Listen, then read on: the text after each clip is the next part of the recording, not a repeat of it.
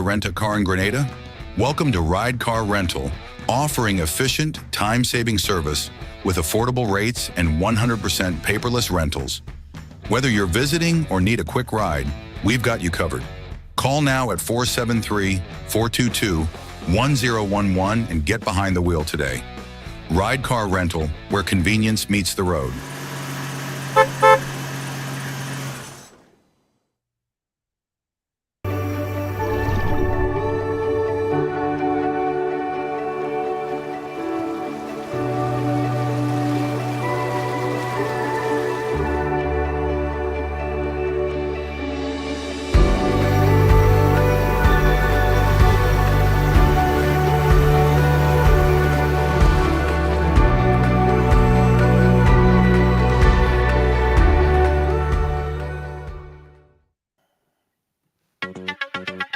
Turn it up. Yeah. Right along live. Welcome to the ride. Welcome to Wednesday. Yeah, man. On the ride. How you guys doing? Shady thing. Interesting program lineup for you guys today. As you could see, still in Grenada. Lovely Grenada. Lacey J, I see you. Kathleen Thomas, Lydia, Susan. How are you? Let me add followers here. Let me ask a question before we get into the story, guys, because it is, in fact, a very important story. But before we get into the story, do we have any brand new viewers, people that are here for the first time? That's your first time on the ride, or your second time on the ride. If this is your first or your second time on the ride, if it's your first or your second time on the ride, let us know. Kibbs, how you doing? Sonia Maki-Jan, how you doing? Yeah, Lacey, I take a presidents, man. You don't happy? You don't like the tan, Lacey? It's a good vibe in greens. So yeah, guys, if you're here for the first time, put up your hand. Let me see you. First time viewers, let me shout you out. You're here for the first time, you're here for the second time. Sonia McKee-John, yeah, right. Yeah, right. As old people will say, you're old like a road. You've been here since day one, even before. Yeah, no, not you. Deslin, thank you so much. Anyone here for the first time? Yeah? Kibbs, I'll give it to you. All right, it's yours. Next time I see you, I'll just give it to you. I'll just take it out and give it to you. All right, how about that?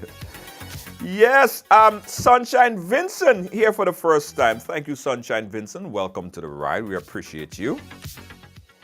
I appreciate you. Thank you so much. Akida Edwards, thank you so much.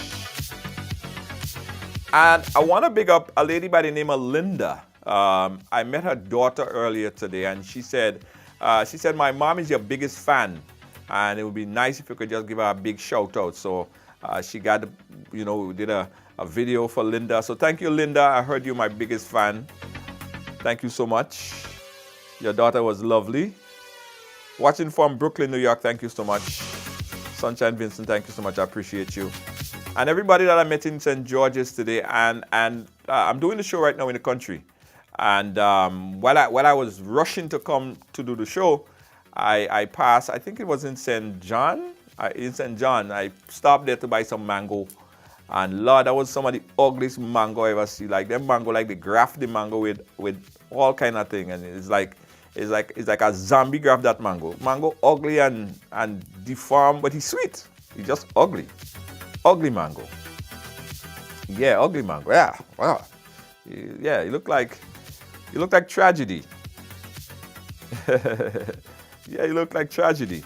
All right, so big up everyone in Grenada. Big up everyone in Guyana. Folks in Guyana, St. Lucia, St. Vincent, Trinidad and Tobago. Folks in Beckway, how you guys doing?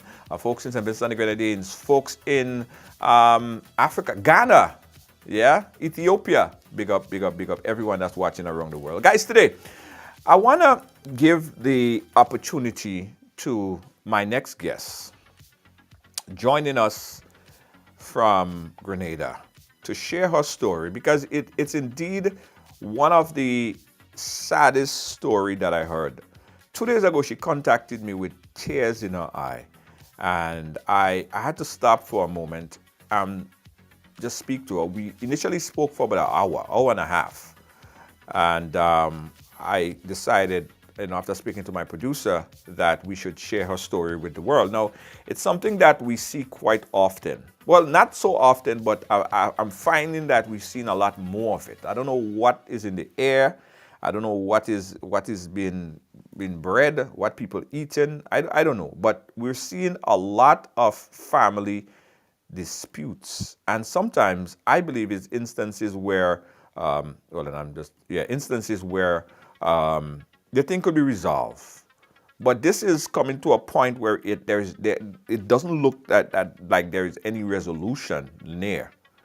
So we intervene, and we believe by sharing the story, her side of the story, and also getting the other side of the story, we'll probably be able to mend a family relationship. But this story tonight, guys, is absolutely heart-wrenching, to say the least, all right?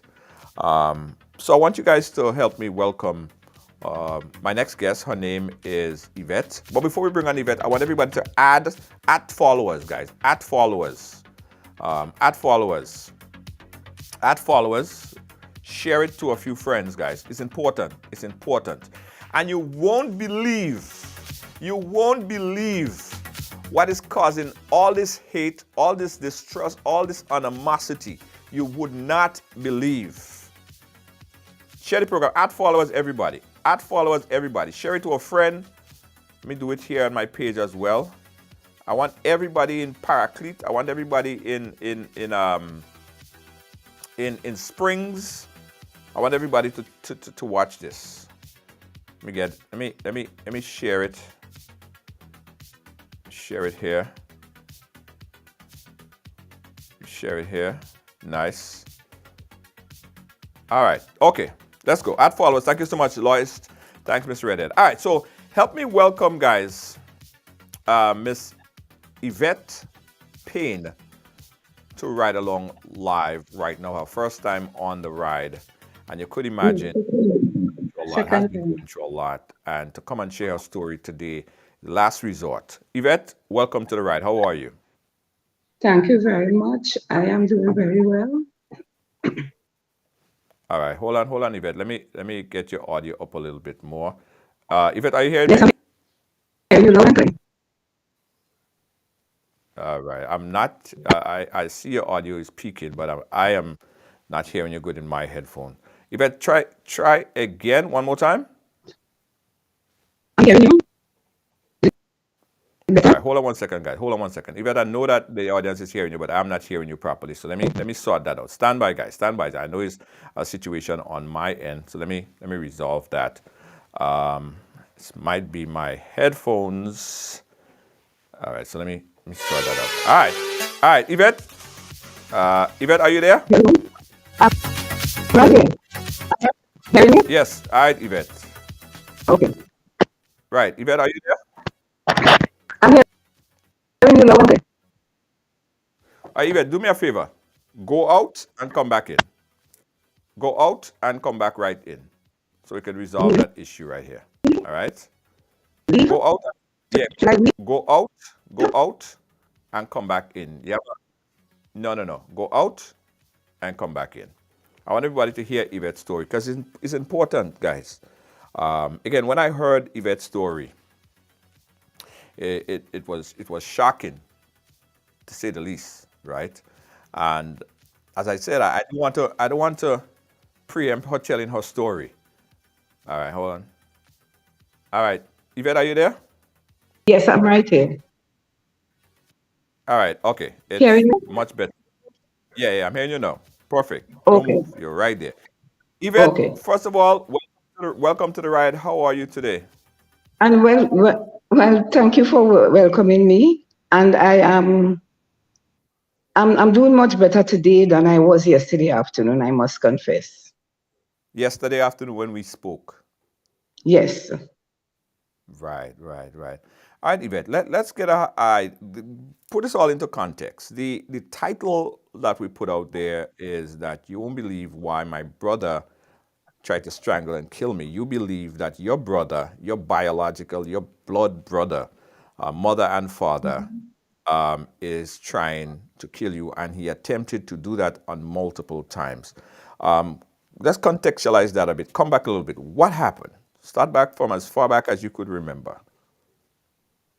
So as far back as I can remember, I went to live in Springs, and my brother was living in Grandance Valley. He had a beautiful wife and a young son. And we were staying in our aunt's house, myself and my sister. And then subsequently, I built higher up. I got a spot from my cousin, and I built. And because he was living, the lack of basic facilities and amenities, and the fact that he had this family, I got in touch with him and I said to him, look, I am moving out. My sister got married and she's moving out. So we advised him what to do so that he could move in the house to make it a little more comfortable for himself and his family. Okay. Thereafter, as far as I know, we had no problems.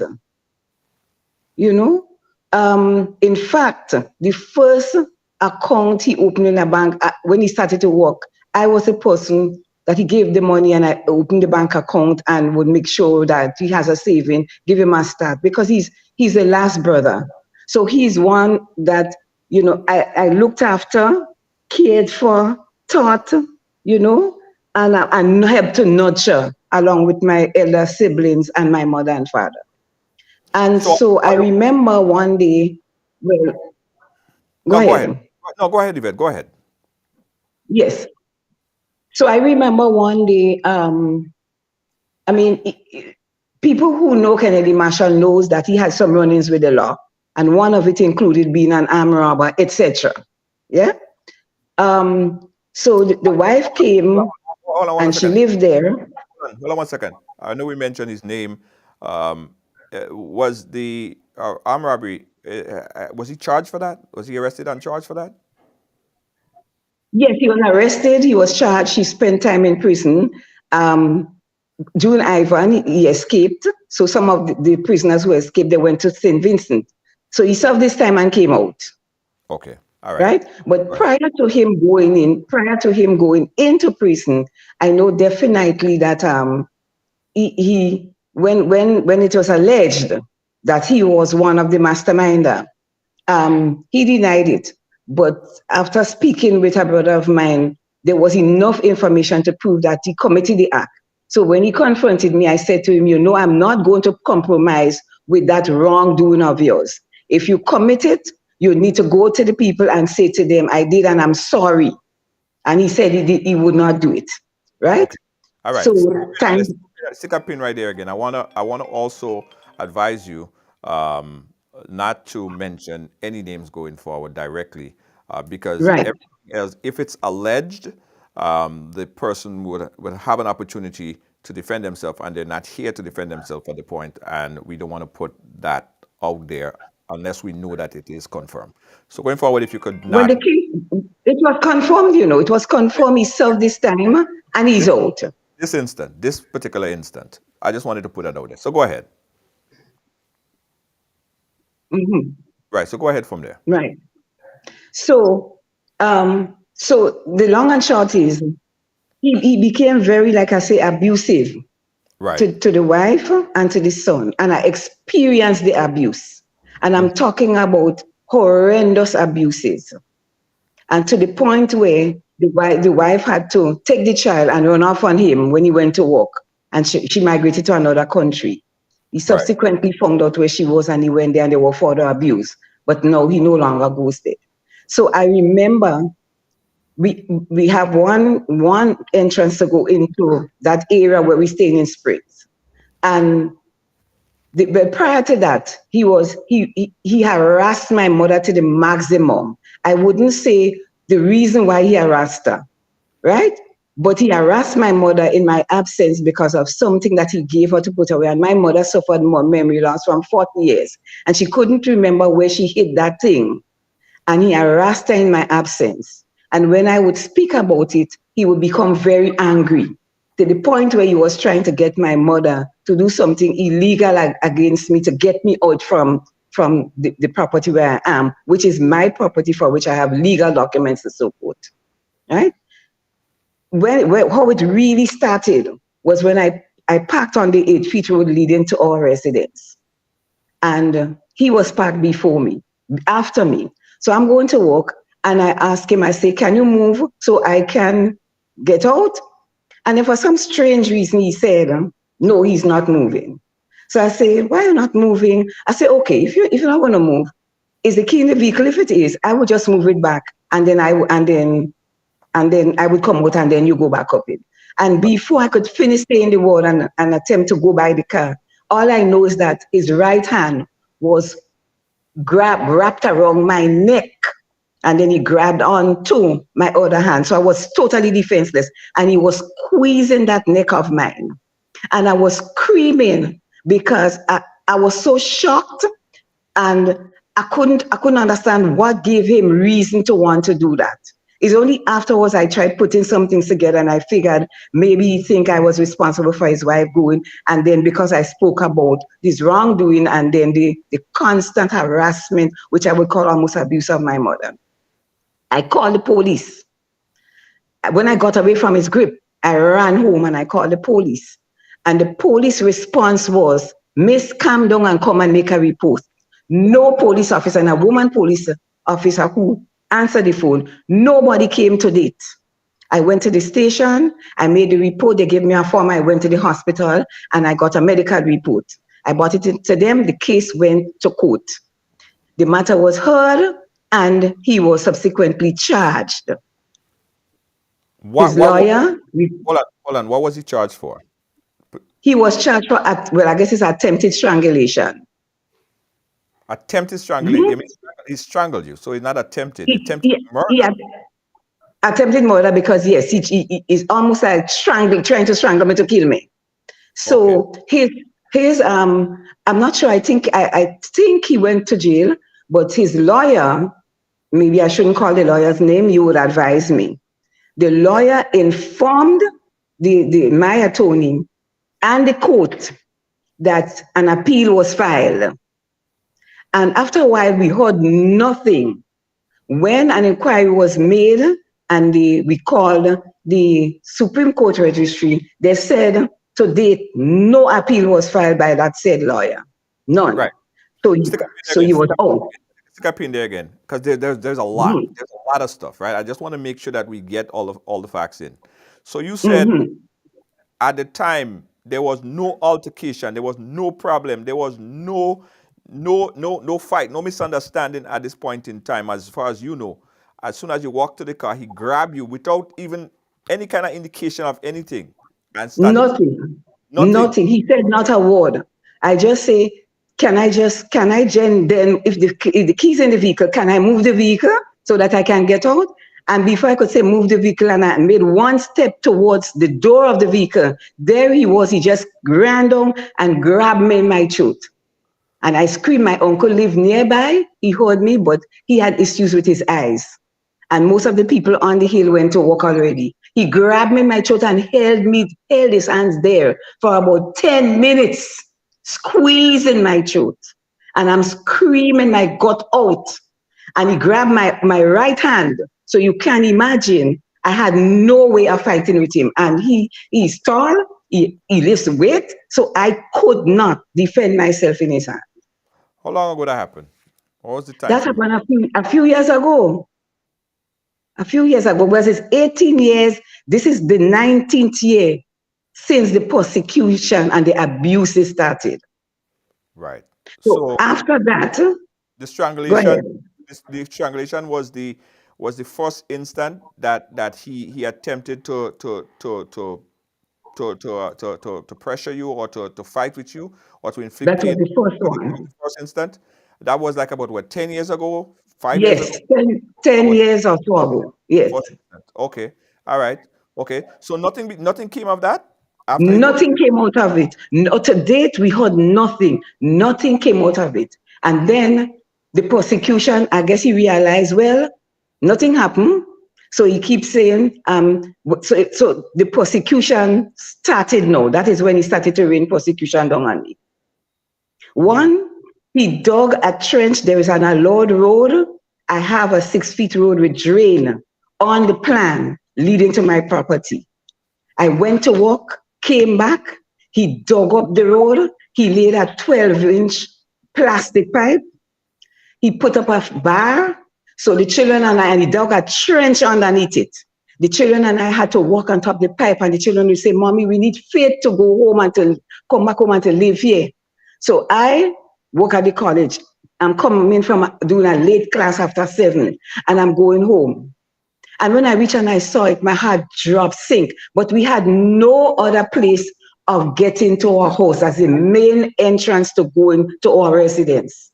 So I carefully tried to hold onto the rail and to balance on the pipe.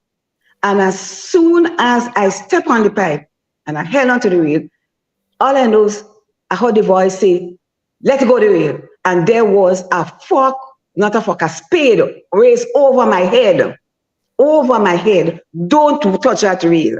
And that pipe is my own. I was scared to death. Imagine, I was so traumatized from the time he tried to strangle me. And then to have a spade over my head was even more traumatizing, because I know he has the ability to do that. He has some violent tendencies. So I said, "Well, I have to go to my home. Don't hold on it. Otherwise, this is what you get." And he have it over my head. And I took the guts and the gumption. It was night. And I kind of let go the little rail he put on, and I tried to balance my way quickly to get off the pipe. And I went home. And following that, he would do the most horrendous thing. He would constantly dig up any little area where our feet has to rest on in the narrow footpath. In some cases, it was 2, sometimes 3 feet, sometimes 1.5 that we have to maneuver to go home. He would take ply, sheets of ply that they were doing some work on the road. He would block the road and put a corpse of concrete blocks with concrete in it and every possible thing. When the police was called, I remember that time, I had mobility issues and I had to walk with 2 sticks, 1 stick, then 2 sticks. So before I go to calling the police, I'd be walking, going down, on sick leave, going to go to the doctor. And Kennedy would rush up to me, grab that stick, like a mop stick or a broomstick, break it and throw it. And he did that on 2 occasions. On one occasion, I'm going to see the doctor at Spicer Imaging.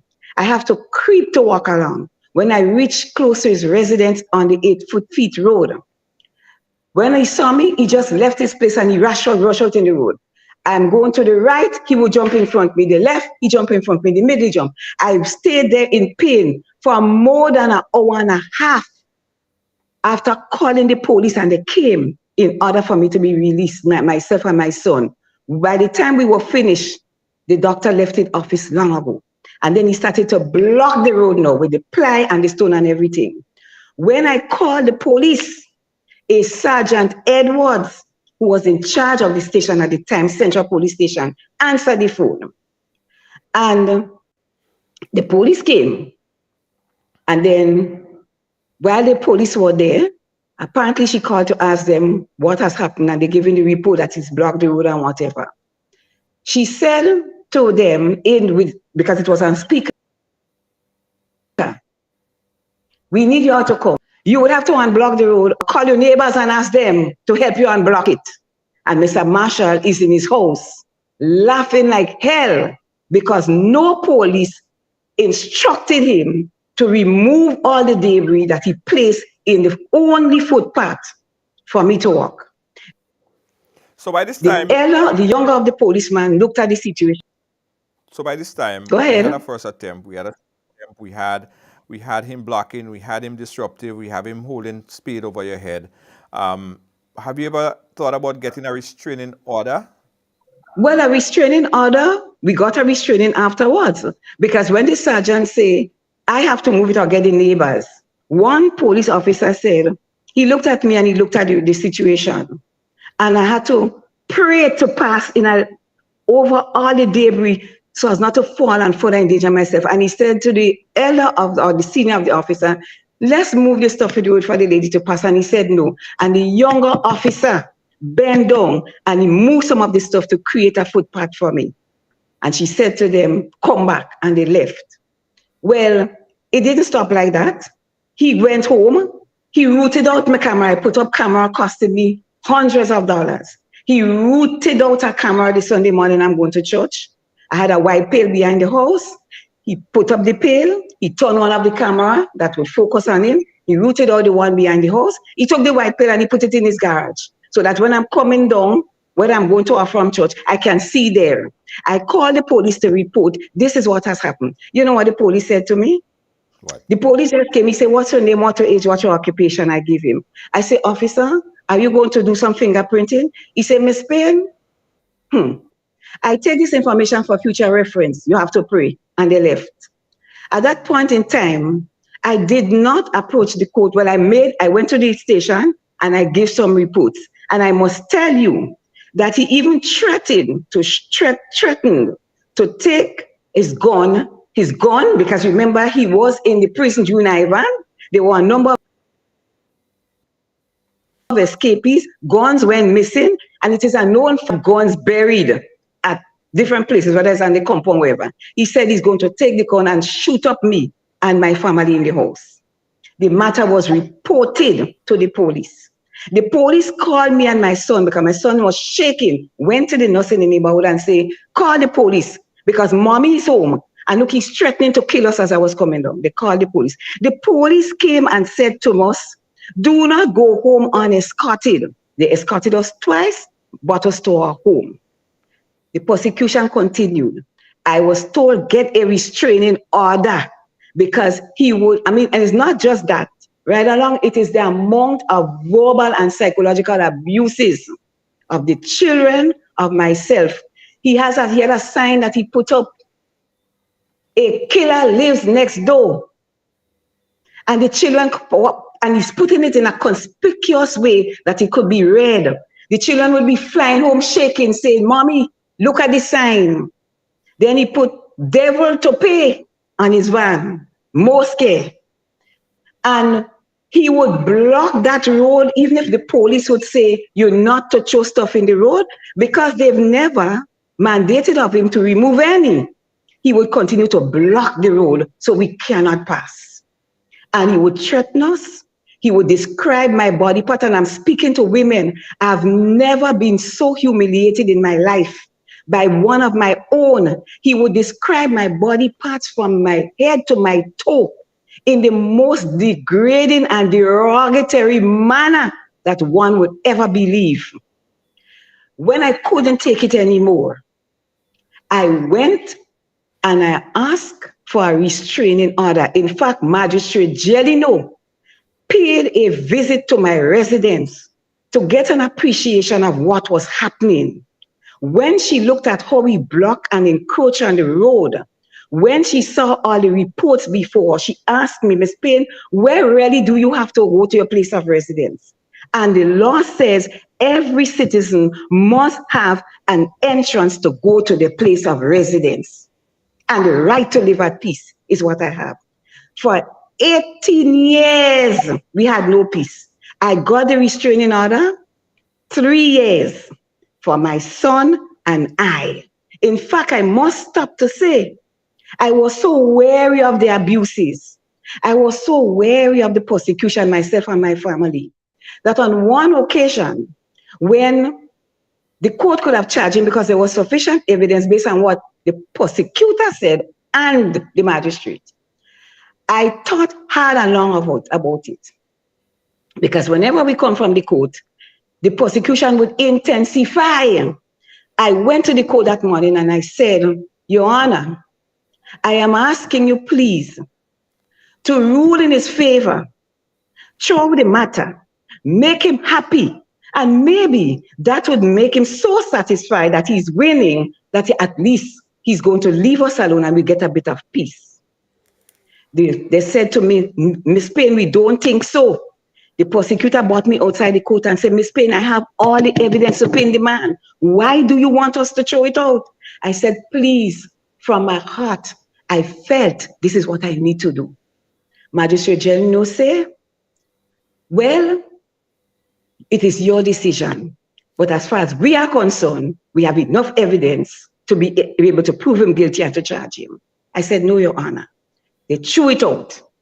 Thereafter, it was prosecution, it was trials, it was the most horrendous thing. Can you imagine a brother staying in the neighborhood, shouting to the top of his voice, the whole of Belmont could hear, that I am his stinking dirty whore. A whore. And not just, I'm talking about the level of obscene language, and I'm not saying this in the media because I want to make it seem as if I am good and painting a bad picture. The evidence is there to prove. I have the videos, I have the recordings, I have it written with the time and the date of almost all the incidences that happened. And the evidence are before the court in the file. From my breast, my vagina, what is coming from it, in the presence of children and everybody in the neighborhood, including Springs where we live and Belmont. Somebody come to do some work for me, is the worst degradation you could ever hear. And the court gave the 3-year restraining order, but the irony of that was that the police failed to enforce the order. I do not know, and the police would have to tell me, whether, I know Mr. Marshall used to work with the police force in the garage down in Dusty Highway for some time, and there was some issue of pilferage, and he was fired. I don't know whether he is part of some society, some order, that when the police is called, except on a very few occasions, that he is really, really, really seeking to destroy us, whether physically to harm us or otherwise. The police would respond by saying, sorry, we don't have transportation. That's a very common one. Secondly, come down and come in and make a report. There's a restraining order. If the order is violated, the order speaks to what are the consequences for violation of an order. And in my mind right along, this doesn't apply to some citizens of Grenada. The law is for the lawyers. It doesn't matter if the prime minister mother commit a crime or his father, or the police officer. The police officer, if he's responsible for apprehending his mother or his child for a crime committed, has to do so according to the law. But Mr. Marshall would laughingly say, when we say we call in the police, he would laugh and say, oh, they're just wasting time to call them. They won't come. You ain't see you call them the last time and they ain't come. And when they come, the blasé manner in which they would handle the situation makes him feel, as he said with his own words, that he's a celebrity. He said, I'm a celebrity. When they come, they would say to him, and they would say to him, I'm giving you a typical example. I'm giving the public a typical example. I'm a farmer. I go to my garden after work or on weekends. So I have my cutlass well put away in my vehicle or in my bag. So I cover my blade. The head is outside. It's in my bag under my arm.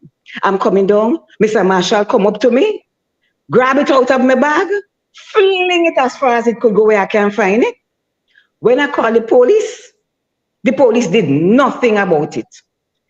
I have my cutlass. I'm cleaning out my area, my gap. Mr. Marshall come and he just grabbed the cutlass. He said, tinkling. I go tell the police to say, oh, you use it on me. The police is called. I call them to tell them, yes, take my cutlass and I need it. When the police come, the police tell him, Mr. Marshall, when you get a chance, come in the station with the cutlass. Come in the station with the cutlass. To date, more than 2-3 years, I have never heard anything about the cutlass. They have never picked him up. They have never charged him. And I am saying most occasions, in fact, I am not match, neither anybody in my family are matches for Mr. Marshall. Based on his height, he lifts weight, so he's muscular. We can't stand up to him, and then he's violent. So it would be foolhardy of me to take all these factors into consideration and want to stand up to fight with this man. So he took advantage of our vulnerability. The fact that I had mobility challenges, one man to say in the house, my son is scared of him, he's manipulative, he's vulnerable. And so he took full advantage. And the other, one time I brought the other in the police station, Central Police Station. When I go to report an incident that he's planning to kill us, when they asked for the other disappeared, it could not be found. When he threatened to kill me and my son, I made a report. I know the officer has his name that took the report from me. I signed to it and everything. I did not hear anything. Mr. Marshall continued as usual. When I called the station to request what is the status of this report made, they said they cannot find the report. The officer, I spoke to the officer, he said, Miss, when I was finished taking the statement, I put it on Corporal Thompson's desk. And I'm kind of troubled as to you telling me they say they cannot find it. So where did the file go? Up to now, the file was not found. Let me give you a very most troubling part of this whole saga. Mm-hmm. I can't walk. Yeah? I'm on sick leave from my job for months. If you touch me in the front, I'm falling back. No balance. There was, except I take painkillers. I got a call a morning that we had to go before Magistrate St. Louis. I dressed everything, my file in my hand, ready to go. I got a call from Central Police Station. Sergeant Dumont, called me. Miss Payne, we have Mr. Marshall here and we need to deal with him. So we asking you to come down in the station. No, so we could do so. I said, officer, I'm scheduled to go in the court at 9 o'clock. She said, please try and come. We would call the court and let them know that we have you here. I said, no problem. So I went. When I reached inside the station, now remember, I'm very sick and in pain, having to go to get surgery abroad. When I reached in the station, I was told, give your statement. So I give this statement, everything of what happened, what he did to me and so. Give this statement. When I was finished, the officer took it from me. And the next officer came and said, Miss Payne, you're under arrest. I said, under arrest for what? You're under arrest. Mr. Marshall said, you beat him. I said, beat him? I said, officer, look at me. In fact, I had lost tremendous amounts of weight. I said, look at me. And I'm crying in pain. Could I beat this gentleman? They said, sit there. I said, can I get a call to my attorney? No. They denied me a call to my attorney, which is a right I have if I am detained. Hold on. They took my bag. Ms. Payne, hold on a second. What police station was that? Central Police Station, St. Caroline, St. George. How long ago Central. was that? And that was maybe about almost 3-4 years. Now remember, this is an 18-year saga, 18. This year making it 19, right? So I sat there. Mr. Marshall was there. They sent him up in the hospital. He came back. I'm sitting right by the police, what is called that area where they do all by the desk. And the officer in charge asked, what did the doctor say is wrong with Mr. Marshall? And you don't have to take my words because the medical report will speak to it. Right. And they reported that Mr. Marshall, who suffers from high blood pressure, the doctors say his pressure is high. Right along, I have never been charged for battery. However, they kept me there for the whole day, hungry, crying for the day in pain, sitting on a bench. In the evening time, I called my sister and I said, I am here. And she bought something for me to eat. I could not eat it. And then they said, we'll have to take you up to the St. Paul's police station to lock you up in the cell. Now, I am making myself very vulnerable to be on this program, to give this story. And I will tell the world the purpose or the aim for which I am doing so, because this is not just about me. I am thinking about the vulnerable, the impressionable, those who do not have a voice for themselves, and they're being abused to the worst degree in this Grenada of ours, and about the lack of the police to fulfill the mandate that the people has given them through the government, and that is to protect and to serve. Right. They brought me up in St. Paul's.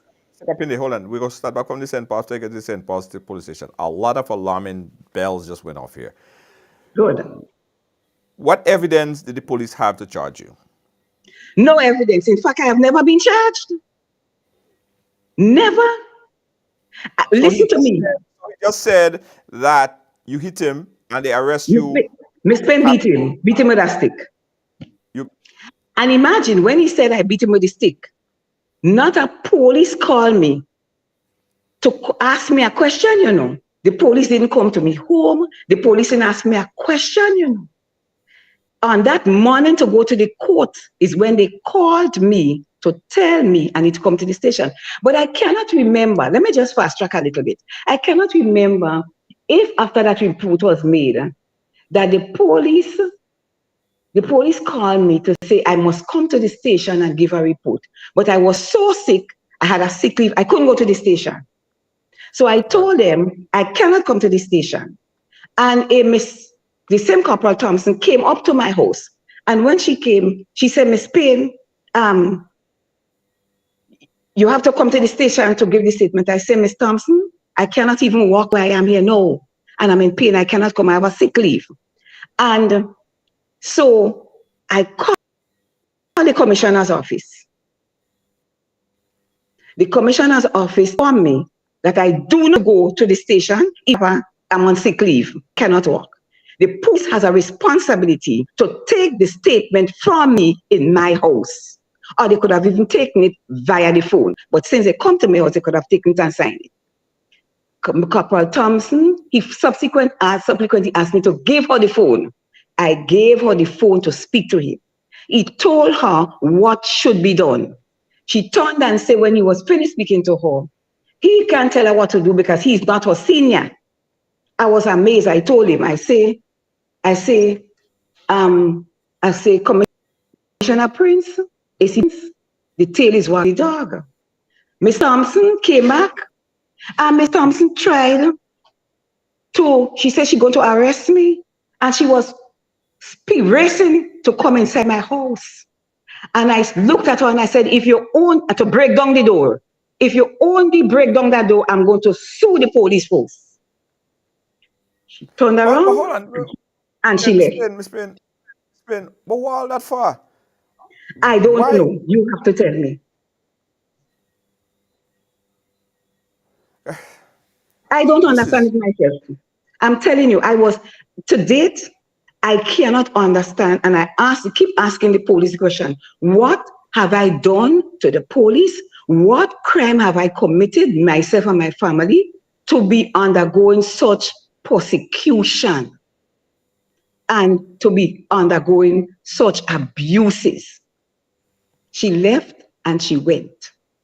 The matter, when they sent me up in St. Paul's police station, I stayed there for the whole night. I wouldn't tell you where I was. I'll keep that. I stayed there for the whole night. I did not eat for the whole day. I couldn't eat for the whole night. I was screaming in pain. And from there, the van picked me up and brought me down to Central and then in the court. To date, you can check for yourself. To date, I have not been charged for an offense of committing bodily harm to Mr. Marshall. And the police force is going to be sued because it's not right. One for one, it was deception on the part of Ms. Dumont and her team to lie to me and say, we have him here, we're ready to deal with him, but you must come. And they were planning to detain me.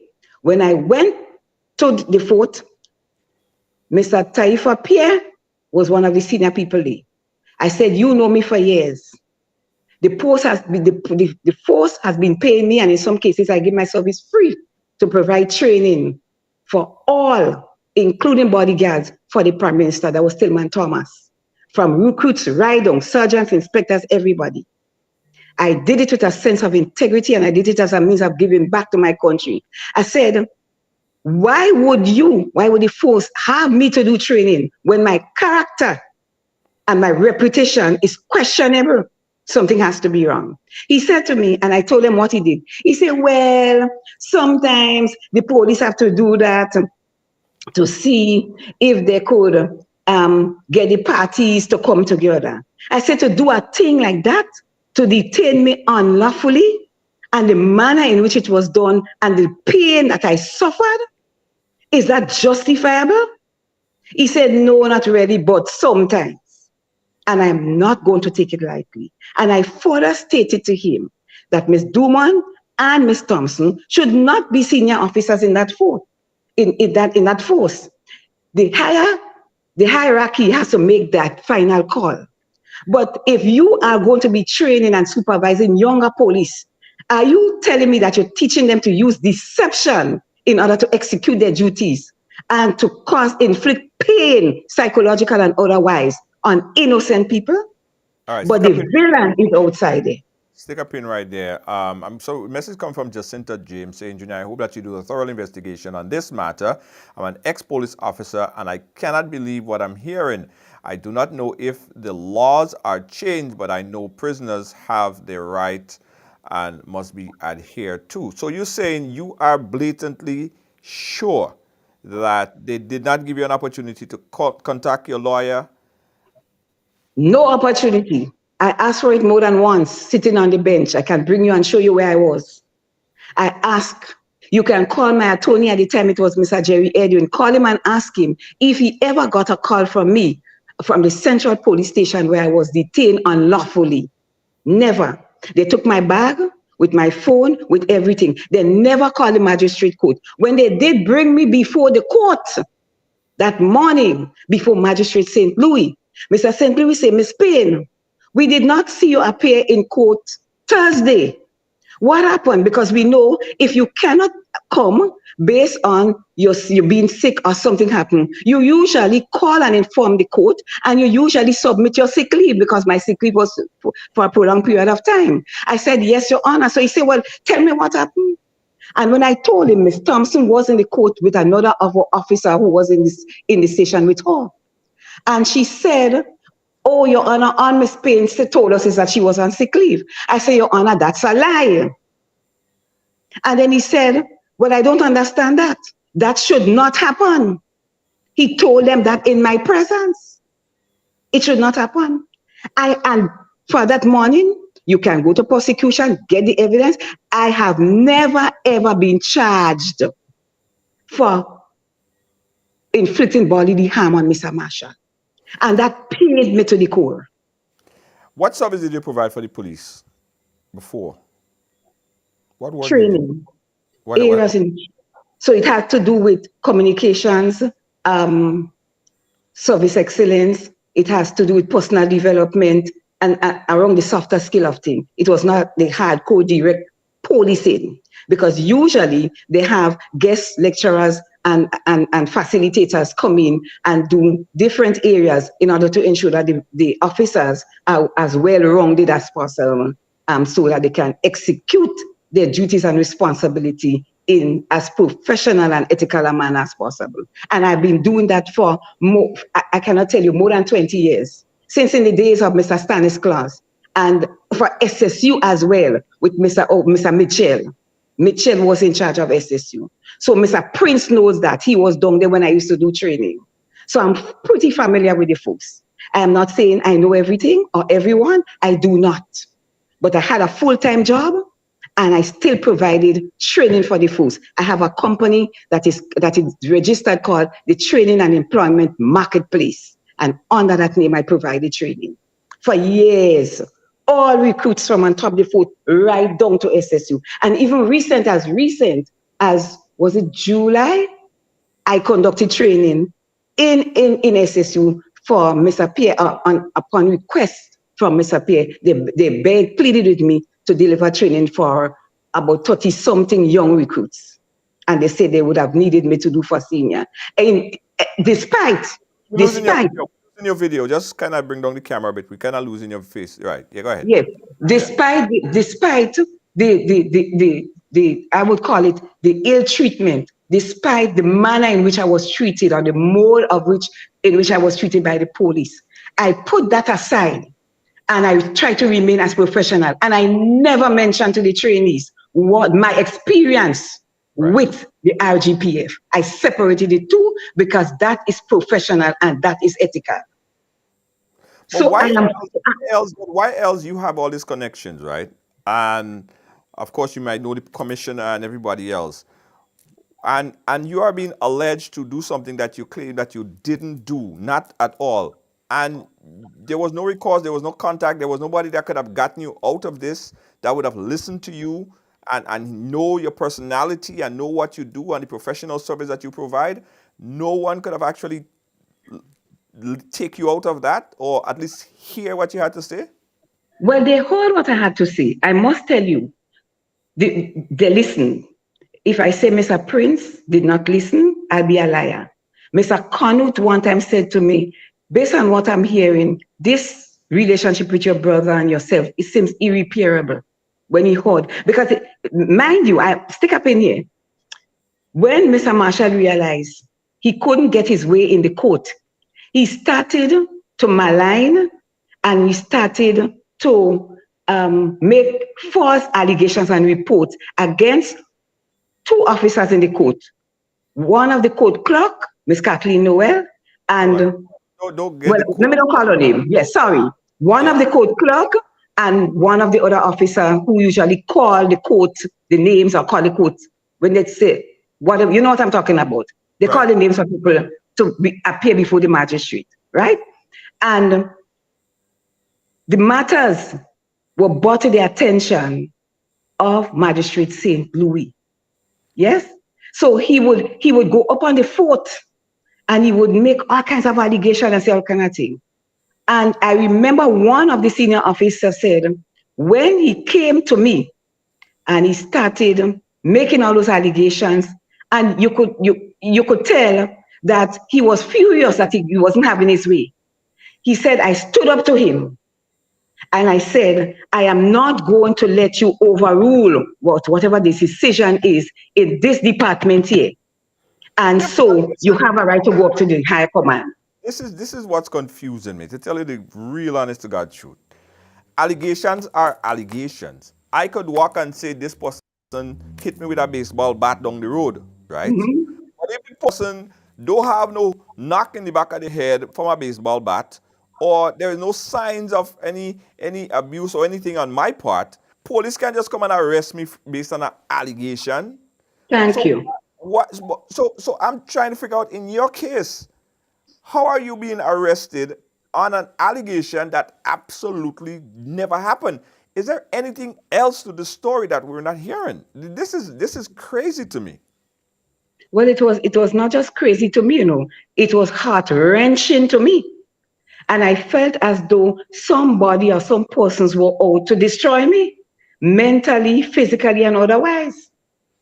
And I'm not saying, I want the public, the listening audience to know, I am not here to malign anybody.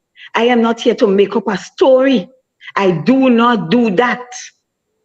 I have the evidence, and if you don't trust my evidence, you can go to the prosecution office. There are files there. You can go to the magistrate court office. There are files there. If I miss something, I may miss something. I may miss a date. I might have to backtrack on an event or something that happened. But the evidence is there. Here's an important question. Kib's asking, did he have any bruises, evidence of being beaten, as alleged? None. None. If he had, it would have been stated in the medical report form that was given to him to take to the doctor and which returned to the station. So none. The medical report had no signs of abuse. None. None. But yet you was arrested. None. But I was arrested. I was arrested and I was not charged, I was arrested. Well, I don't know how they charged me. I was arrested and they brought me to the court. They brought me to the court the next day under false pretense. What was the charge? And so, What was the pardon? charge? What was the charge? No, they did not. They did. What was the charge? Yeah. There was no charge. No charge was read out. No charge was read out. I was never charged.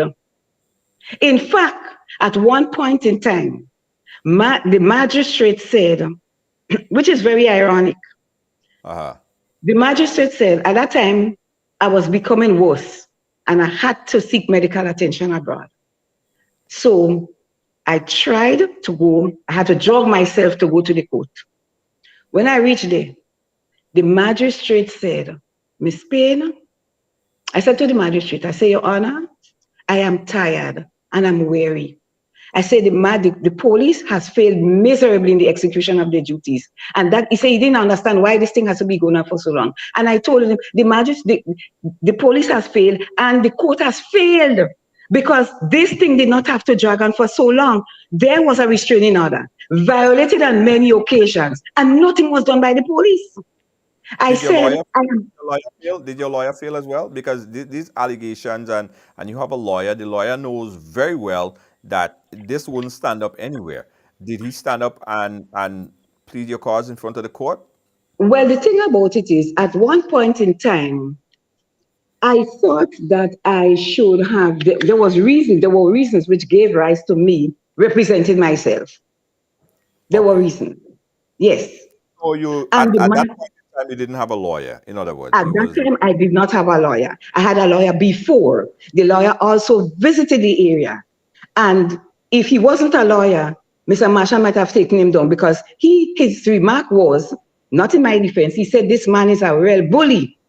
Physical planning, he did something with all the encroachment and everything. When physical planning personnel came there, 2 women and a man, the manner in which he behaved, the people reported to me that this man is a bully and should be taken down. He was a bully. So I am telling you, when we went back to the court, Magistrate St. Louis said, I've taken a decision. If both of you do not agree that all these matters, the previous matters before me, be thrown out, I will send both of you to prison. Well, I was more shocked because I do not know that agreement to throw out matters of merit would land you in jail by a magistrate. I thought it was that you must have plausible cause, reasonable doubt, or you have real evidence to prove that somebody has committed an offense that is that warrants the penalty of either fine or confine. And I was so sick and I wanted an end. I said, Magistrate St. Louis, go ahead and throw them out. He said, we will start afresh. And Mr. Marshall wanted nothing better than that. So he started afresh with the prosecution. And I will fast forward and say, then we will talk about what happened very recently, as recent as this week, that caused me to have been forced to call you and say, I need to make this public. It must stop. It must stop. Right. So do you want me to continue? Let me ask you a quick question. Hold on, someone just shared a video here with me, right? I'm not going to show it, but I'll outline it. I'm not sure if that's you in the picture there, and that was back in November 16th of 2023, where it seems like you are cleaning up around your area with a cutlass, or someone is cleaning up around the area with a cutlass and throwing the grass over the galvanized setting. Are you aware of that video? Showing which galvanized? Showing, okay, so let me just show you a quick shot of it, and then you tell me if you're familiar with this clip. All right, are you familiar with this clip right here? It's not. Are you familiar with it? If not, we'll move on. Hold on, no, that has nothing to do with Mr. Marshall.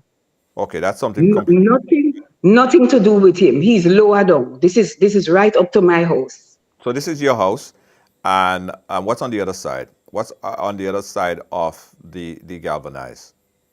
On the other side of the galvanized is part of my property. This galvanized is not boundary. This galvanized, I only put it there tentatively to keep dogs from going over and tampering with the garbage. At the back of this galvanized is an allowed drain that the government has marked out. It comes from way up Bailey Hill and it goes right down to Lagoon Road to GCNA. So I am the one who cleans there most of the time. There's a neighbor close by and that neighbor sometimes clean it. So I am the person, I throw stuff over there. It's all in my area. That neighbor doesn't have any boundary pole or anything to say that I am throwing anything in his or her property. Okay, all right, good. I just wanted to... And that has nothing to do with Mr. Marshall, yes.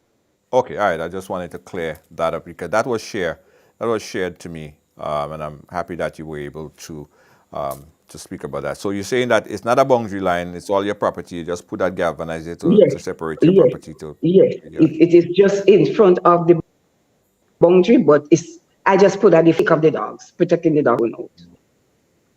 Okay, all right, no problem. All right, so you said to me yesterday when we spoke that there was an instant in time when he came up to you afterwards and you had pulled something at him because you got so upset, you just couldn't take it anymore. So that is recently, and I'll try to shorten it in the interest of time. Yeah. Over the last maybe year, I came from the States. And I can't remember if I told you about how he hit me with a piece of iron on my finger. That matter is before the court, still yet to be heard. Harassed my son constantly. He doesn't say anything to him, verbally abusing him and otherwise. He went and he reported to the police that my son threatened him. The police has to date not even called my son or me to ask a question to verify the validity of that allegation made. But we got summons to go to the court. My neighbors, I don't want to call their names, but please don't. A whole family, he was persecuting them so much. Night and day, the harassment, the things that he would be saying. They got a lawyer, they went to the court, they filed for a restraining order for 3 years. It is in effect as I speak. The son-in-law and his family, same amount of verbal and other abuses. They went to the court. They got a prominent lawyer in St. George's to represent them. They went to the court and they had the matter dealt with. And it's not that he has discontinued, but he wouldn't call names, but he would say a number of degrading things. Now, recently, he started, I am here. I'm leaving work after 7. I'm going home. I would stumble upon that gentleman and I would send you the photos and the video of the number of times he would take gravel and sand and purposely scatter it on that 8-feet road. The road is a bit sloping.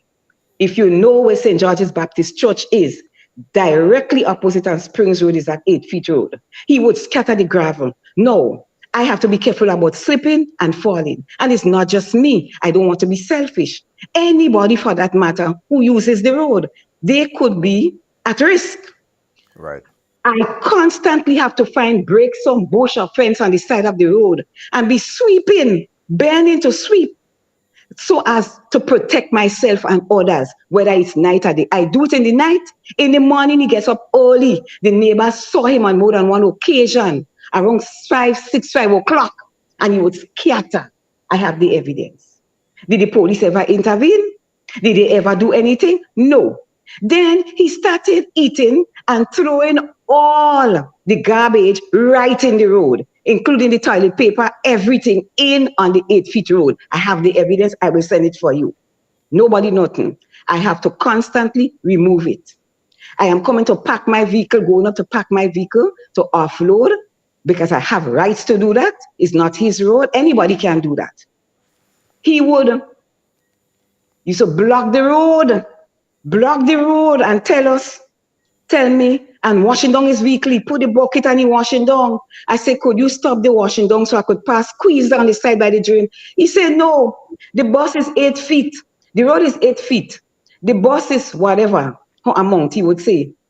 It's either you pass over the bus or you find another road, and he would continue. He would be power washing his building. We coming up. He would not stop for anybody to pass. All the debris, all the algae and everything on us. When the police come, the police say, can you stop? He said, I'm not stopping. If they get what is at their own risk. And when the police trying to plead with him, the officer in the vehicle said to the young police officer who was female, listen, we going. And if you don't want to come now, we would leave you. And they leave him doing what he's doing. And you could go to the neighborhood and get the evidence. So he would take the urine. This is the worst one. He started storing up urine with water, leaving it for a couple of days to stale, along with the toilet paper. And I will send them for you, bro. And he would just stash that on the footpath that we have to use to go to our residences. I'm coming from work. I have to go home, get Clorox, get other disinfectant with buckets of water, come down, wash it down. No sooner than I wash it down, and I'm hiding behind the cover, I'm going up. I hear whoosh, he would show a second set. And we have to wash it down. And I want somebody to tell me if that is okay. Imagine that. Urine, everything on the road, and the stench of it, because you don't expect it. So you're not going to put a mask in your face every day. You have to go up or down. But the urine is thrown across the road. And then finally, he would be constantly digging up the footpath, which is the only entrance that we have to go to our place of residence. In fact, he had put up a rail on the side of the road where people have to use. He blocked out the whole road, the whole side of the road. Whether it's 3 feet from the road or whatever, is his. You can't put on material. I had some blocks there. $114 worth of blocks. He just picked them up, 8-inch blocks, one by one, and he just dashed them. He mashed them up or he threw them in the bush. I have to pay somebody to pick up what wasn't broken. That went before the magistrate court and it was thrown out. Not a cent we receive in compensation. And then he would come up, dig up the road, put trenches, open drains. I would pay somebody, come put it back, he would do it. So 2 weeks ago, I called the police and the police came. When the police came, I showed them what was happening. The police said to him, and I was very angry because he was doing it purposefully to endanger us, especially me, a kind father. The police said to him, Mr. Marshall, we do not want you to go up on that footpath and remove anything from it. And do not harass, have nothing to say to Miss Payne or anybody in our household. You know what he said to the officer right along? I will still do it. And the next day he came back up. The morning, I saw him. Now, I don't know what he's coming to do. And I've taken a decision to defend myself. Because the magistrate and the law gives me right to self-defense. So when he's coming up, and that happened twice in succession, coming up, I had to say to him, I had to take up something in my hand and say, you're not coming up here to further abuse me. No way. So you're going right back down. I had to threaten him. I had to say, no. I am not going to allow you to do it. And I went right down. And I say, you are going to go straight inside your house. I'm not afraid of you. I follow the instructions of a lawyer that I must look him straight into the eye. And I must let him know I am no longer afraid of you. You are not going to intimidate me. And I am going to stand up against you because this abuse must stop. 18 years going, 19 will not make 20. And at that point in time, I took the cutlass and I said, go in. And I knocked the door with the door, not the door to his house. I ain't go on his compound. Call it the gate, which he has as a door, from the road to his house. And I said, because I was angry, you're not going to do it. You're not going to do it. And he left and he went in. So he called the police to make a report. And I must tell you, the level of vandalism, and I want the public to know, persons on my job can testify. Kenrick Mason has a parts place in Marion. They can go there for the evidence, and the police has its CID. He vandalized my vehicle to the maximum. Right. Let me ask you this question. The police did nothing. While I'm here, trust and believe that I'm getting videos from all over, trying to ingest in my system, and I don't want to play back anything that I'm unable to verify. But there's a video that was sent to me, and it explained where you and your brother in some sort of altercation, and I was told that the video showed you hitting your brother with a cutlass multiple times. Would there be a video like that in circulation? Yes, I have. I don't know if it is in circulation, but I told the police. I went to the police station prior to that. Prior to that, I went to the police station and I said to the police, because imagine, I am driving, going home. I'm going to my home. Are you there right along? No, I'm here. Yes, I am going home. And I'm reversing, going back. Mr. Marshall, come up out of nowhere. I heard this train song, boom, and spit in my face. Right. You tell me. What? So this is the video that we have here. This is the altercation that when you hit him multiple times with the cutlass? Yes. Okay, because he was coming to abuse me right up to my house. And I had to go down, I had to walk him down. I said, no, you are not going to do it to me. You have done it already. You're not going to continue to abuse me. I told the police, I said, officer, I told them before, any attempt he makes to abuse me, I am going to use my right to self-defense.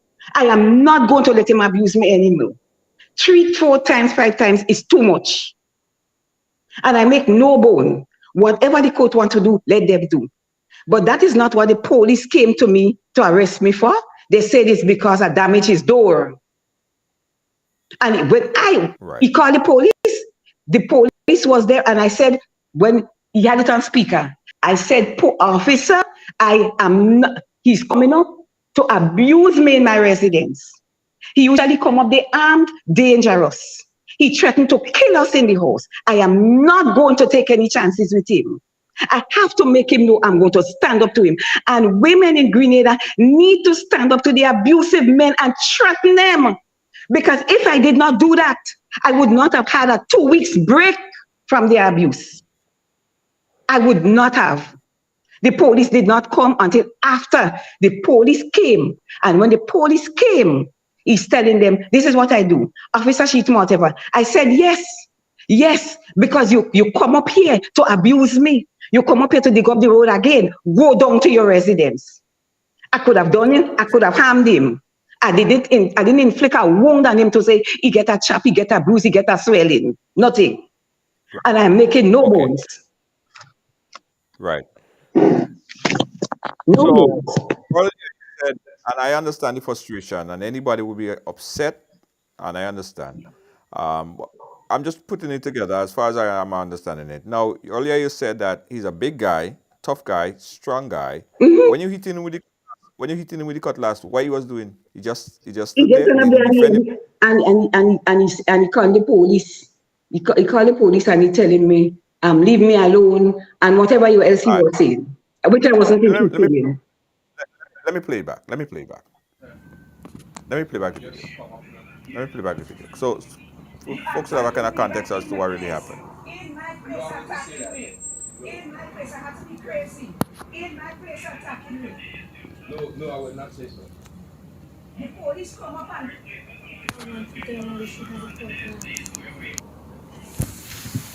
Them plan another one. Stay in your place. Get another one 20. Get another one 30. Don't put to come up I in get your another day. one 40. Don't come up. You can't come up and abusing us.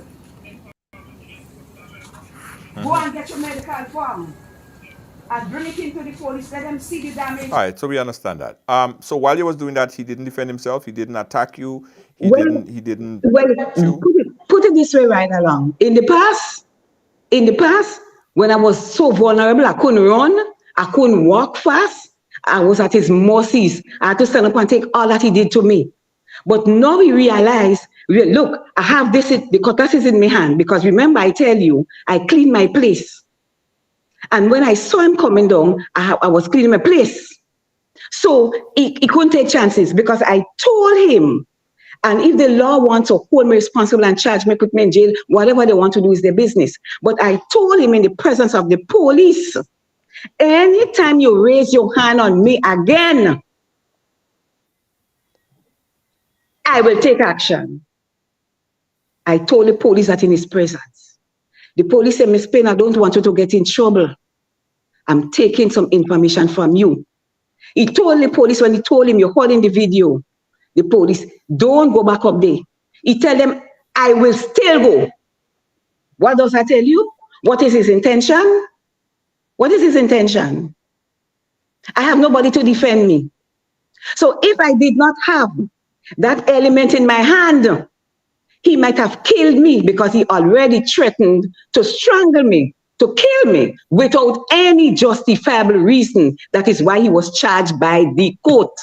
And I must tell you, as I told you before, I am not the only one. I am not the only one. I am not trying to play like if I am, so innocent and this, and the reality has to be played out. Played out. The wife has been abused black and blue with a cutlass beat. I watch it. The little son come up to see his grandmother, which is our mother. He beat him till hospital, pick him up. Don't take my word. I will give you the contact to call in the States and speak with them. It affected his son. It's not just about physical abuse. It's also about sexual molestation of my niece and sexual abuse of our cousin. I am not saying this, and abuse of my father, 94 years old. Today I said, Daddy, somebody had to stand up. And I will stand up. I wish there was a man strong enough to stand up to him. When the men come in the village to drop material for me or to do some work or anybody, he coming out to them, he threaten them, use a piece of shit, use a whatever. I have to beg them, don't get in trouble. A man threaten, he say, Mister, I don't make joke, I could take you down. I say, boy, I don't want to get in trouble for me. Whether it's Hubbards, whether it's other people, he threatens them because he's bad. He have a big cutter, he have a grinder, so he could take you down. It is too much. If I did not do that in self-defense, my household could have been wiped out, because remember, he has his gun from the prison hidden, and he has his other weapons in his house, and he used them on us. So, in the interest of time, we have to wrap up. But this is very, very sad. Very, very sad. What's next? Is there any way, any means that a relationship could try to merge back? Is there any way that there could be an understanding that you guys could coexist, that you could talk and try to resolve this? Is there any way that any of this could happen to go forward with? Because at the end of the day, that's your biological brother. That's your brother, blood brother. Well, I think that was the worst experience of my lifetime. Not just me, Right along, I'm speaking here. I'm speaking on behalf of my entire, You know what it is to be verbally abused? You know what it is to be called a whore and a prostitute? You know what it is to be purporting lies to destroy somebody's reputation around the globe? You know what that feels like? I can still walk with my head high up. You know what that feels like? And a sibling to be size, and a male who's supposed to be protecting his female sisters, family members. You know what that feels like? You know how painful that was for me to accept? When I saw Mr. Marshall, when he tried to strangle me, I'm walking the street and he's on the left and I'm on the right and I'm shaking like a leaf. He tried to write me off the road with his bus one time. I could bring you and show you the spot. The police have all the information. And I decided, I am saying that to women out there, it is no respect of persons. I've been to the court. I see two brothers come there, elder one and a younger one. And the younger one telling the court about the amount of abuse that his family and them have been undergoing with this guy from Boca. The magistrate gave him time in prison. I want the world to know, I have never been charged by the court of Grenada for committing any offense. I have a reputation to protect. I'm an educator. I have people, I'm not perfect by no means. No, I will never be. Would I make mistake? Would I do and say things that I might have to regret? Yes. But I reach a point where I said to my entire family, I am going to make it public and I am not going to stand up anymore and suffer abuse at the hands of a brother. My father has never abused us. I told my father that this morning. He said, you're right. I will never sit down and let him continue to abuse my father. My father had to call the St. Paul's police station to beg them to have him stay away from his property from abusing him. 94 years. Isn't that enough? You know how many young girls are crying? You know how much other family members are undergoing persecution from other family members? I don't think my own is the first. And I don't want people to be telling me, well, it's brother and sister, if you cannot make it up. The law is there for the lawless. It doesn't matter whether it's brother, sister, father, or mother, husband, or wife. If I am guilty of committing an offense, I said to the police, deal with me according to the law. Once you have evidence, you can't say you don't have evidence and you're going to throw me up in the prison. What kind of justice system are we now having in Grenada? Tell me. We institutions, learning institutions, having no gender, what do I say? Gender something and policies against gender violence policies. When I saw the content of one of them, I asked for a stay on it so that it would reach the wider community, so that people would understand what is going on. You know many people walk in the streets, women, boys, girls, crying without tears running down their faces and screaming without song because they are afraid to speak out. Do you know how many of them? I'm going all out to get the statistics. But I decide to break the silence because I've had enough. And I've had some men, even some police officers, seniors, say to me, Miss Payne, if I was you, this is what I would have done. But I cannot tell you what to do. You have to decide. I said, you know what? I'm not going to do what you're telling me, because if I do, you might be the same police officer sent to arrest me. Because they had the evidence.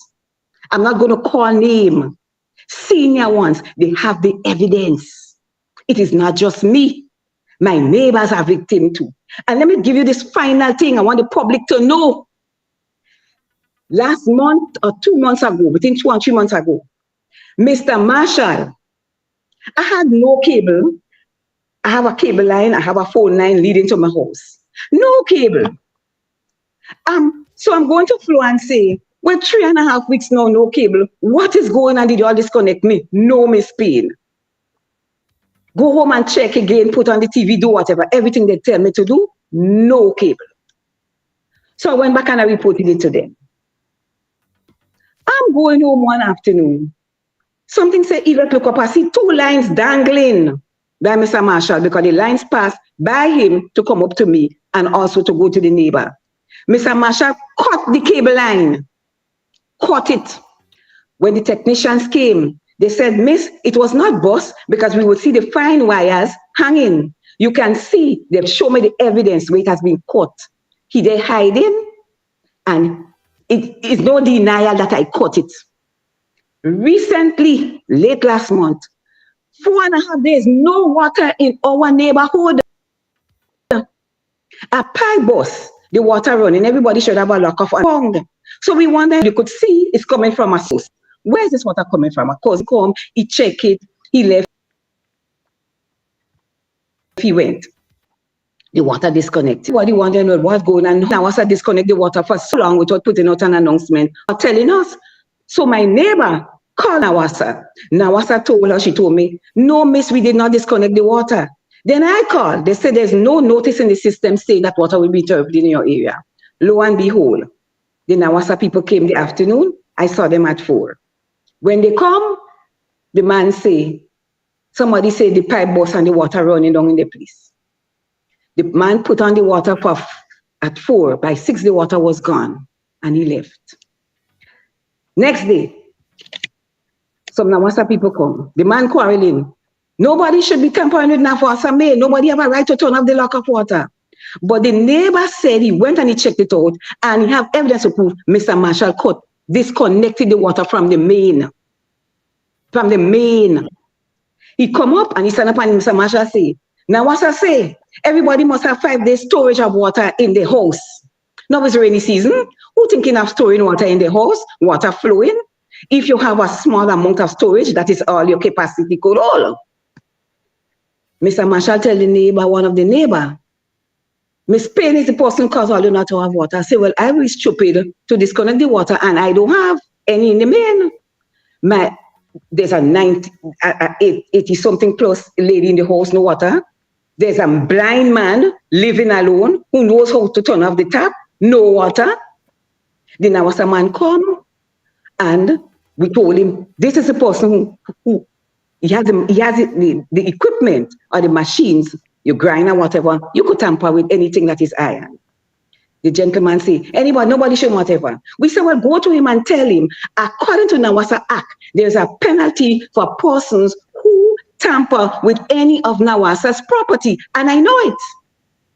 He told him nothing. So we called Nawasa and we called Cable and Wires, Flow, and we said, the Act speaks to what actions the utilities can take when somebody tampers with their mail. And can you imagine, if they do nothing, what message they're sending to him and others? It is okay for us to do that. When we feel to do it, he has a tank, is here alone, he store up water. I want everybody to hear. Is that okay?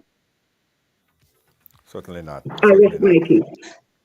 Right. Miss, listen, I feel the need to intervene to try to understand your brother's issue with this whole situation here, because I believe everyone have a story to tell, and as much as we gave you the platform and the opportunity to voice your story, I would like to hear what is causing this madness to continue from his perspective.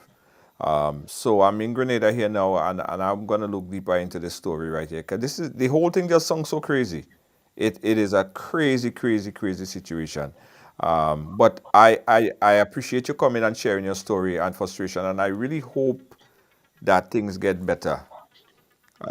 And the authorities that are watching, I'm sure that they are watching, and the powers that be, that know of the situation that you went through and that you're going through, and turn a blind eye. That is not right. That could never be right. That also, I'm going to do some further check in and report back as well. And But we thank you for coming. I want to say finally, all I ask for is peace. I don't go in the gentleman's property. I don't take anything from him. There's a whole set of baseless, unfounded, and untrue allegations that cannot be proven. Like I'm taking a file on his car, a file for Cutlass file. I'm a farmer. I have a good job. I could buy a file. I've been doing that for years. Police didn't ask me nothing. They file a charge. And he's laughing at them. Imagine that. And all I said to the police and the court, I said, all I want is peace. We want to be able to go to our place of residence, which we have our human rights, in peace. We want to be able to survive in peace. We do not want to be abused in the manner in which we have been abused. It has, and I'm emphasizing it, it has to stop by some means, somehow. Word is not win anymore. As one might say, word is win, blows is unkind. Words hurt more, and its effect lasts longer than a wound. But when you applying both, it means that the person to whom it's applied must rise up and action if the systems in place are not protecting and they are not giving justice where justice is due. And because of that, has bred more contempt. And he's laughing at the police every time they come and they leave, and he's laughing at us in the neighborhood. Well, you ain't see, you're calling them and they ain't coming, they will never come. His exact words. And I'm saying it. Yeah. I've taken a decision. Yeah. No man is going to put a hand on me again. None. Whether they're in the neighborhood, whether they're outside, and get away with it. Abuse is not okay. It has long-lasting psychological, physical, and other effects on the victim. If I do you something and I'm wrong, I must come to you, admit, and then ask for your forgiveness. He has been forgiven time again. I went to him and I said, I forgive you for all the evil that you have done to me, all the abuse. I went to him and I said it in his face, and that didn't do anything. It continued. So keep your ground. Let me have peace, me and my family, to live. You have a right to live, and I have a right. And this is not just about me, people outside there. This is about everybody, whether you're in Grenada or not, but especially in Grenada. The abuses are going unnoticed. They're not being dealt with, and people are suffering silently. And I am no longer willing to suffer silently. I'm leaving it. I put it in the hands of God. But I'm putting my faith to work.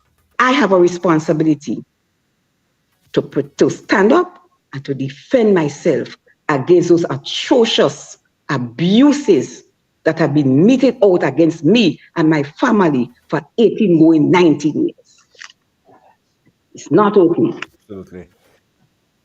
Thank you so much, Yvette, Ms. Payne. And we're going to continue to follow up on your story. Yes. We'll keep in touch, all right? And thank you very much. I appreciate. Thank you. Thank you. Guys, keep it locked in Ride Along Live. We'll be right back. Or event to the next level? Advertise on Ride Along Live and reach over 10 million viewers worldwide every month.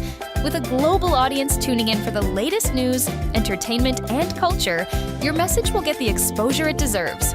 Don't miss the opportunity to showcase your brand to a diverse and engaged audience. Ride Along Live, where the world watches and your business grows. Contact us today. Looking for a hassle-free way to rent a car in Grenada? Welcome to Ride Car Rental, offering efficient, time-saving service with affordable rates and 100% paperless rentals. Whether you're visiting or need a quick ride, we've got you covered. Call now at 473-422-1011 and get behind the wheel today. Ride Car Rental, where convenience meets the road.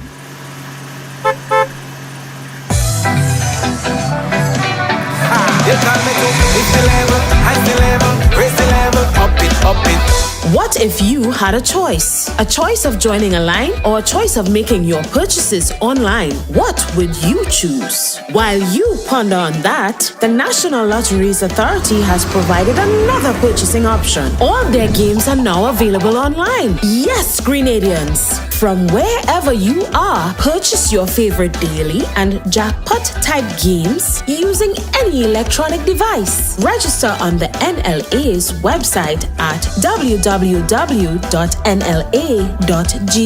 Top up your account and enjoy online lottery gaming at your convenience. We're taking shopping comfort up, several notches. But the choice is yours. Join a line or buy online.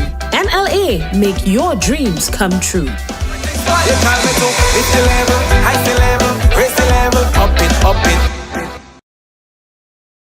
Pick yourself up with Ride Rent a e-bike today and take advantage of the smartest and coolest way to get around. Rental starting for only $30 per hour and less than $100 EC per day. Zip through traffic, save money, and look awesome doing it. Check us out at the Esplanade Mall today. Visit us online at ridersebike.com or give us a call at 473-422-1011. Your wallet and the planet will thank you. Ride Rent a e-bike.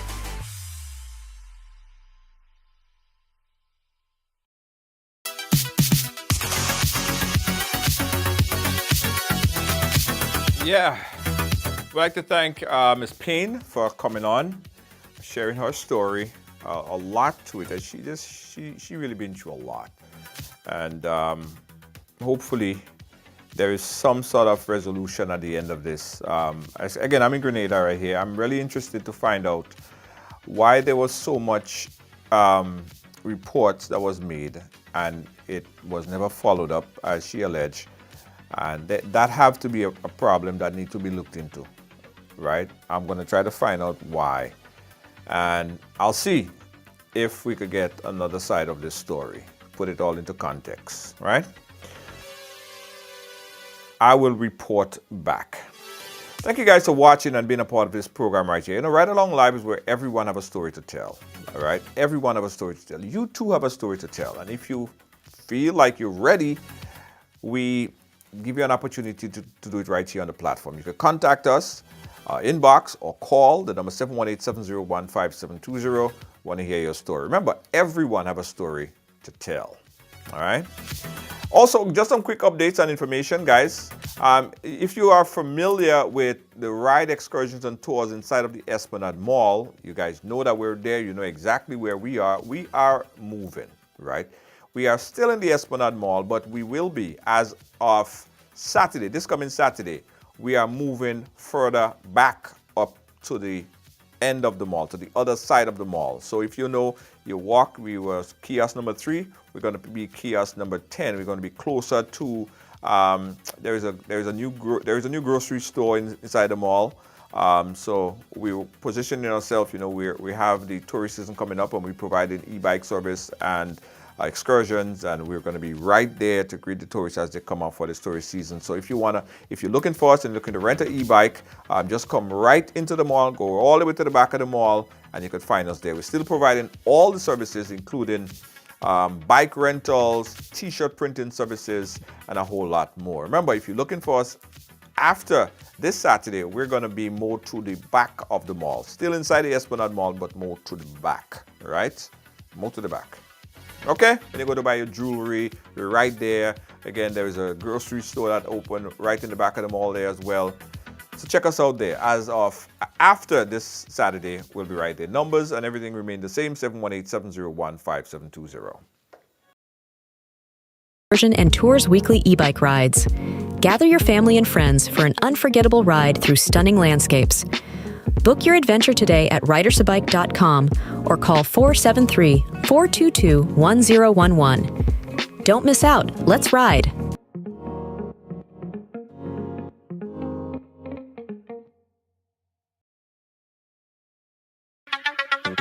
Yeah, let me also give you guys some information. This Sunday, guys, we are going to be riding. Let me get it bigger on the screen. We have an excursion this Sunday. And we're going to be riding in St. David. So if you want to ride with us, where is the flyer? Where's my flyer? Where's my flyer? Where's my flyer? There it is. There it is. Where is it? Disappear? It disappear. I don't understand. Anyway, we're riding in St. David this Sunday. So if you want to ride with us, we provide lunch, we provide snack, we provide water, you get your e-bike, and we are going to be riding this Sunday. For more information, you could click on that link. You could inbox us. In fact, I have a special going on right now. If you call tonight, right, and you book for this Sunday, we have 3 bikes left. If you call tonight and book for this Sunday ride, you get an instant ride-along discount. Remember, every Sunday we're back and we're riding, all right? So if you want to ride with us this Sunday, give us a call, book your bike, and let's get on the ride. Okay. The number again, you can scan the QR code, or you can call 718-701-5720. The link is also on the screen right there. You could sort out yourself, because we're riding this Sunday. Ride, e-bike excursions and tours. Also, guys, we have rental. Oh yeah, or car rental. So now if you want a car, everything riding, everything is ride. So if you're looking for a car here in Grenada, we got a fleet of cars. So check us out, Ride Car Rental. You could book now for Christmas too, because you know when everybody rent out thing, you have to walk, you have to take bus, all right? So get your car rental. And I have an update tomorrow. I'm going to have an update to you on our Ride Diamond. Ride Diamond is the ride share that we launched. And I had to tell you guys, we went through all the tests and everything ready to go. It is going to be released on the Google platform, and that was the issue that we was having over a period of time. Google had to like test everything, Jed. Google gave us some real stress. It's already on the Apple App Store, but the Ride Diamond, where you could call, it's just like Uber. It's just like Uber. Imagine you come to Grenada and you don't want to drive, you don't want to take a bus, you want a taxi to pick you up. You get the app, which is the Ride Diamond app. You just click whichever car you want. A car come and pick you up, it drop you to your destination. Easy and simple like that, right? It is really cool. It's just like Uber. For those of you who know Uber and you know Lyft in New York or England or Canada, Ride Diamond is exactly the same thing. And we already on board over 200 or so skilled, licensed, registered drivers, right? They're already in the system, already ready to go. And the launch will be soon. We're just waiting on Google for that final nod, Jed. Google, you really did it to us. Yeah, Google gave us some real dance, Jed, before you could get this thing out. So this is Ride Diamond. Again, if you're coming to Grenada, or if you're in Grenada and you want to get around, we're going to tell you we're going to have an official launch of Ride Diamond, guys. And we have exquisite cars coming to pick you up. We have state-of-the-art cars coming to pick you up, right? Really cool service provided by Ride. It's Ride Diamond in your app store. You could already get it in the Apple store. So if you have an Apple device, if you have a iPhone, you could download the app right now. There are some services that are unlocked right after the launch. All the taxi service function will be available, but you could download it now. We have a social media on there. We have other things on there as well. And tomorrow we're going to make a special announcement and when we have this officially launched in Grenada. Get ready, stay tuned for Ride Diamond.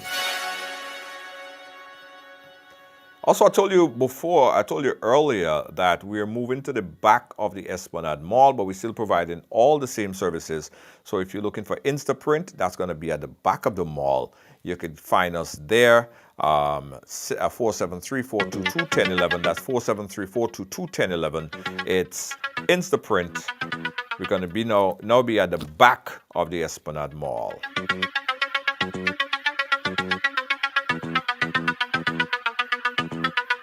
And remember, I told you about the car service.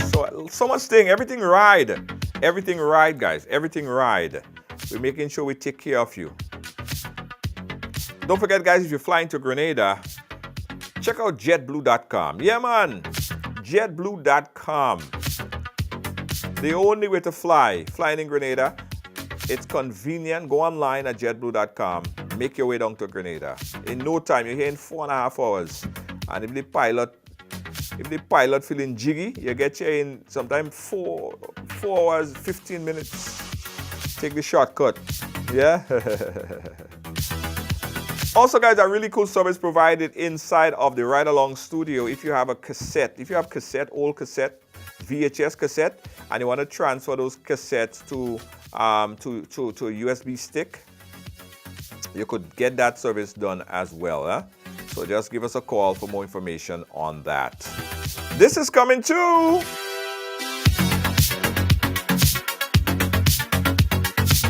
Revolutionizing the things, man. That's what we're all about. This is Ride. Thank you guys for watching. Again, thanks for being a part of our program today. Don't forget, if you want to advertise right here and send your business global, give us a call. Good night. See you tomorrow. Event to the next level? Advertise on Ride Along Live and reach over 10 million viewers worldwide every month. With a global audience tuning in for the latest news, entertainment, and culture, your message will get the exposure it deserves. Don't miss the opportunity to showcase your brand to a diverse and engaged audience. Ride Along Live, where the world watches and your business grows. Contact us today to get started.